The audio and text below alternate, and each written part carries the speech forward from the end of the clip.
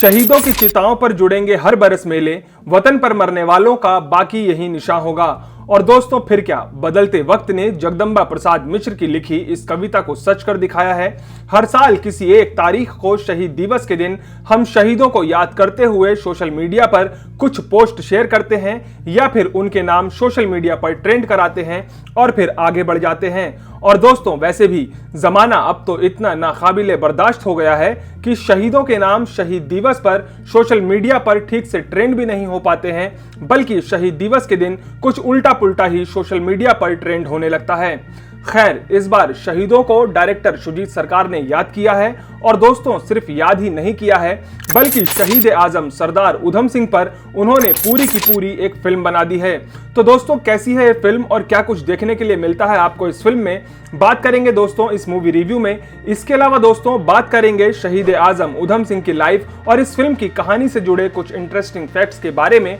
बने रहिए दोस्तों आप इस वीडियो के साथ, लेकिन आइए सबसे पहले जान लेते हैं इस फिल्म की कहानी के बारे में। सरदार उधम सिंह एक इंसान नहीं, एक सोच है। दोस्तों फिल्म की कहानी शुरू होती है साल 1931 में ब्रिटिश इंडिया के पंजाब से, जहां हमें देखने के लिए मिलते हैं सरदार उधम सिंह जो जेल में बंद हैं और जिन्हें इलीगल वेपन्स रखने के आरोप में साल 1927 में ब्रिटिश इंडिया पुलिस ने इंडिया में अरेस्ट कर लिया था और सरदार उधम सिंह को 5 साल की सजा सुनाई गई थी। जिसके बाद उधम सिंह साल 1931 में जेल से 4 साल 1 महीने और 24 दिन की सजा काटकर 23 अक्टूबर 1931 को रिहा हुए थे। और दोस्तों ये वो टाइम था जब सरदार उधम सिंह के जेल से रिहा होने से कुछ ही महीनों पहले यानी 23 मार्च 1931 में सरदार भगत सिंह, राजगुरु और सुखदेव को फांसी दे दी गई थी। इसी के साथ दोस्तों फिल्म की कहानी जब आगे बढ़ती है और इसी के साथ शुरू होता है सरदार उधम सिंह का लंदन प्लान, जिसके लिए उधम सिंह हो जाते हैं फरार। और इसके बाद शुरू होता है फ्लैशबैक के साथ ईयर 1927 में इस कहानी का चैप्टर 2, जिसमें हमें देखने के लिए मिलता है एक छोटा सा फ्लैशबैक लाहौर, जिसमें हमें देखने के लिए मिलता है वो टाइम पीरियड जिसमें उधम सिंह हमें भगत सिंह के साथ दिखाई देते हैं। दोस्तों यहां फिल्म की कहानी उस टाइम पीरियड को दिखाती है जब इलीगल वेपन रखने के आरोप में सरदार उधम सिंह को पुलिस ने अरेस्ट कर लिया था और उनको 5 साल की सजा सुनाई गई थी। इसी के साथ दोस्तों फिल्म की कहानी जब आगे बढ़ती है तब हमें देखने के लिए मिलता है कि फाइनली 1934 में उधम सिंह लंदन पहुंच जाते हैं, जहां वो अपने मिशन की तैयारी में जुट जाते हैं और लंदन पहुंचने के 6 साल बाद यानी 13 मार्च 1940 में कैक्सटन हॉल में ईस्ट इंडिया एसोसिएशन और रॉयल सेंट्रल एशियन सोसाइटी की एक मीटिंग के दौरान वहां मौजूद माइकल ओडायर को सरदार उधम सिंह गोली मार देते हैं। तो दोस्तों अगर आप जानना चाहते हैं कि उधम सिंह के इस काम ने सरदार उधम सिंह के नाम को कैसे इतिहास के पन्नों में एक ऐसे भारतीय क्रांतिकारी की तरह दर्ज किया जिनके काम और नाम की धमक ने 13 मार्च 1940 में ब्रिटिश हुकूमत के साथ साथ देश दुनिया को हिलाकर रख दिया था, और दोस्तों कैसे फांसी के फंदे पर झूलने से पहले शहीद आजम सरदार उधम सिंह ने उस समय न सिर्फ हिंदुस्तान को बल्कि दुनिया को ब्रिटिश हुकूमत से आजादी की न सिर्फ एक उम्मीद दी थी, बल्कि कैसे उस समय आजादी का ख्वाब देखने वाले लोगों को यह भी बताया था कि सपने एक दिन सच भी होते हैं। तो दोस्तों अगर आप ये सब कुछ जानना और समझना चाहते हैं तो इसके लिए देखनी होगी आपको ये फिल्म। इसके अलावा दोस्तों अगर आप जानना और समझना चाहते हैं कि माइकल ओडायर को गोली मारने के बाद दुनिया भर में किस तरह इस घटना को प्रेस कवरेज मिली थी और किस तरह उधम सिंह से पूछताछ की गई थी, तो दोस्तों ये सब कुछ जानने के लिए भी देखनी होगी आपको ये फिल्म। इसी के साथ दोस्तों डायरेक्शन और राइटिंग की अगर बात की जाए तो बातें कम काम ज्यादा वाले अंदाज में बिना किसी ज्यादा लंबे चौड़े डायलॉग से अलग इस फिल्म में हमें देखने के लिए मिलता है कि उधम सिंह ने अपने मकसद को पूरा करने के लिए क्या क्या स्टेप्स उठाए थे और माइकल ओडायर को गोली मारने के बाद लंदन में उधम सिंह के अरेस्ट होने के बाद किस तरह उधम सिंह से पूछताछ की गई थी और किस तरह वहां उन पर कोर्ट केस चला था। दोस्तों ये सब कुछ दिखाने के लिए इस फिल्म के राइटर रितेश शाह और शुभेंदु भट्टाचार्य ने जितनी जगह इस फिल्म के स्क्रीन प्ले में ली है वो सब सुजीत सरकार के डायरेक्शन में बनी इस फिल्म को और बेहतर तो बनाता है, लेकिन दोस्तों हिस्ट्री और सरदार उधम सिंह की लाइफ से जुड़े कुछ इंपॉर्टेंट क्वेश्चंस के आंसर देने में 2 घंटे 35 मिनट लंबी ये फिल्म पूरी तरह से सफल नहीं हो पाती है। और दोस्तों यहाँ सुजीत सरकार की ये फिल्म सरदार उधम सिंह की जिंदगी से जुड़े कुछ सवालों के जवाब अधूरे भी छोड़ जाती है, जिसमें से फिल्म देखते समय पहला सवाल ये उठता है कि उधम सिंह से भगत सिंह की पहली मुलाकात कब और कहां हुई थी। दूसरा सवाल यह उठता है कि ऊधम सिंह जब जेल से इस फिल्म के पहले सीन में सजा पूरी करने के बाद रिहा होते हैं, तब उससे पहले ऊधम सिंह की गिरफ्तारी कब और क्यों हुई थी। और तीसरा सवाल दोस्तों ये कि क्यों इस फिल्म की कहानी में कोई भी ऐसा कैरेक्टर डेवलप नहीं किया गया है या किसी भी ऐसे कैरेक्टर को ज्यादा स्क्रीन टाइम नहीं दिया गया है जो ऊधम सिंह की लाइफ की बैक स्टोरी से रिलेट करता हो। क्योंकि दोस्तों इस फिल्म के फर्स्ट सीन में जहां से इस फिल्म की कहानी स्टार्ट होती है वो समय हिंदुस्तान की आजादी के समय का सबसे इंपॉर्टेंट टाइम पीरियड था, जिसने ऊधम सिंह की लाइफ में भी काफी कुछ बदल कर रख दिया था। फिर चाहे वो जलियांवाला बाग हत्याकांड से पहले का समय हो जिसमें ऊधम सिंह का चाइल्डहुड आता है, या फिर चाहे वो समय हो जिसमें जलियांवाला बाग हत्याकांड के बाद देश में ब्रिटिश गवर्नमेंट को लेकर अलग अलग तरह के मूवमेंट चल रहे थे।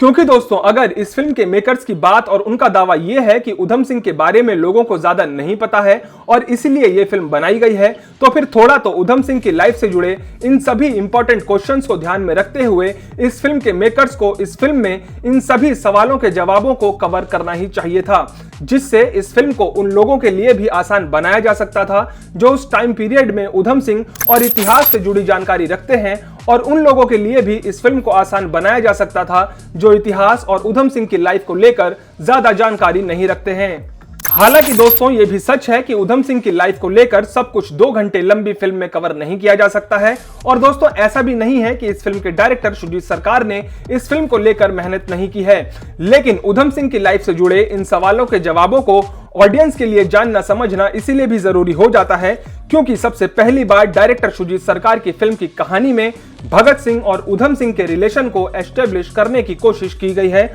और उस जेल को भी दिखाया गया है जहां ऊधम सिंह को 1927 में अरेस्ट करने के बाद रखा गया था, और लंदन में माइकल ओडायर को गोली मारने के बाद इन्वेस्टिगेशन के दौरान उनके हाथ पर लिखे नाम को भी दिखाया गया है, जब जेल से रिहा होने के बाद सरदार ऊधम सिंह ने अपने हाथ पर राम मोहम्मद सिंह आजाद नाम लिखवाया था। और दोस्तों इन सब बातों को ध्यान में रखते हुए सरदार ऊधम सिंह की बैक स्टोरी को दिखाना इस फिल्म में और भी आसान इसलिए हो जाता क्योंकि जिस तरह सुजीत सरकार और इस फिल्म के राइटर्स ने फ्लैशबैक और ऊधम सिंह के ड्रीम सीक्वेंसेस को यूज किया है, वहां ऊधम सिंह के कैरेक्टर्स की बैक स्टोरी को दिखाना इस फिल्म को और भी बेहतर और इंटरेस्टिंग बना सकता था। क्योंकि दोस्तों सुजीत सरकार की ये फिल्म टेक्निकली जितनी स्ट्रॉन्ग नजर आती है, उतना ही अगर आप गौर से इस फिल्म और सरदार ऊधम सिंह की जिंदगी को जानने समझने की कोशिश करेंगे तो सुजीत सरकार की ये फिल्म शहीद आजम सरदार ऊधम सिंह की जिंदगी से जुड़े ऐतिहासिक तथ्यों को दिखाने और समझाने में थोड़ा सा सिमट जाती है। इसके अलावा दोस्तों यहां तारीफ करनी होगी इस फिल्म के सिनेमाटोग्राफर अविक मुखोपाध्याय की, जिनकी सिनेमाटोग्राफी इस फिल्म के हर उस सीन को और भी बड़ा दिखाती है जहां जहां कैमरे के फ्रेम में हमें क्राउड दिखाई देता है। फिर चाहे वो इस फिल्म में ऊधम सिंह का माइकल ओडायर को गोली मारने के बाद वाला सीन हो या फिर इस फिल्म की कहानी के एंड में जलियांवाला बाग हत्याकांड का सीन हो। इसके अलावा दोस्तों इस फिल्म का बैकग्राउंड स्कोर भी अच्छा है जो आपको फिल्म के स्टार्ट टू एंड पॉइंट तक बांध कर रखता है। दोस्तों एक्टिंग की अगर बात की जाए तो सरदार ऊधम सिंह का कैरेक्टर प्ले किया है एक्टर विक्की कौशल ने, जिनका काम अच्छा है, और स्पेशली दोस्तों मूवी के एंड में जब जलियांवाला बाग हत्याकांड वाला सीन ओपन होता है तब वहां हमें देखने के लिए मिलता है कि वहां ऊधम सिंह गोली लगने के बाद घायल होने वाले लोगों की हेल्प करते हैं। और दोस्तों वहां जिस तरह विक्की कौशल के कैरेक्टर ऊधम सिंह का एटीट्यूड, इमोशन और एक्सप्रेशन को विक्की कौशल ने जिस डिटेलिंग के साथ परफॉर्म किया है, उनका वो काम भी शानदार है। इसके अलावा दोस्तों अमोल पराशर जिन्होंने भगत सिंह का कैरेक्टर प्ले किया है, उनका काम भी दोस्तों शानदार है, क्योंकि बहुत कम स्क्रीन टाइमिंग के साथ जिस तरह अमोल पराशर ने भगत सिंह के कैरेक्टर को प्ले किया है, उसके लिए उनकी जितनी तारीफ की जाए उतना ही कम होगा। क्योंकि दोस्तों हिंदी फिल्म में भगत सिंह की जो इमेज अजय देवगन और बॉबी देओल से जुड़ी है, उसको देखते हुए अमोल पराशर का लुक और जिस तरह भगत सिंह को अमोल पराशर प्ले करते हैं, वो देखना इस फिल्म में काफी दिलचस्प हो जाता है। इसके अलावा दोस्तों अगर आप सरदार ऊधम सिंह, जलियांवाला बाग हत्याकांड और माइकल ओडायर के बारे में और जानना समझना चाहते हैं तो आप इसके लिए अनीता आनंद की लिखी किताब द पेशेंट असासिन भी पढ़ सकते हैं, जिसमें आपको सरदार ऊधम सिंह के बारे में तो जानने के लिए मिलेगा ही, इसके अलावा दोस्तों इस किताब के chapter the legend of Udham Singh में आपको यह भी जानने के लिए मिलता है कि जलियांवाला बाग हत्याकांड के दिन सरदार ऊधम सिंह कहां थे जैसे सवालों को लेकर अलग अलग इतिहासकारों का क्या मानना है। तो दोस्तों कुल मिला जुलाकर कहा जाए तो ईयर 1927 में इलीगल वेपन रखने और गदर पार्टी का अखबार रखने की वजह से अरेस्ट होने के बाद और अपनी सजा पूरी करने के बाद किस तरह उधम सिंह लंदन पहुंचते हैं, वहां जाकर अपने कॉन्टैक्ट्स बिल्ड करते हैं और माइकल और डॉयर को मारने के बाद किस तरह सरदार उधम सिंह के ऊपर केस चलता है और सरदार उधम सिंह जलियांवाला बाग हत्याकांड के दिन कहां थे और क्या कर रहे थे जैसे सवालों के जवाब देने की कोशिश करती इस 2 घंटे 35 मिनट लंबी फिल्म को आप Amazon प्राइम वीडियो पर देख सकते हैं। तो दोस्तों, उम्मीद है आपको हमारा फिल्म सरदार उधम का रिव्यू जरूर पसंद आया होगा। अगर आपको हमारा ये मूवी रिव्यू अच्छा लगा हो तो इस वीडियो को लाइक करने के बाद हमारे चैनल को जरूर सब्सक्राइब करें। इसके अलावा दोस्तों, आप अपनी राय हमें कमेंट बॉक्स में भी दे सकते हैं। तो दोस्तों, मैं मिलूंगा आपसे नेक्स्ट एक और ऐसे ही दिलचस्प मूवी रिव्यू के साथ। तब तक के लिए नमस्ते।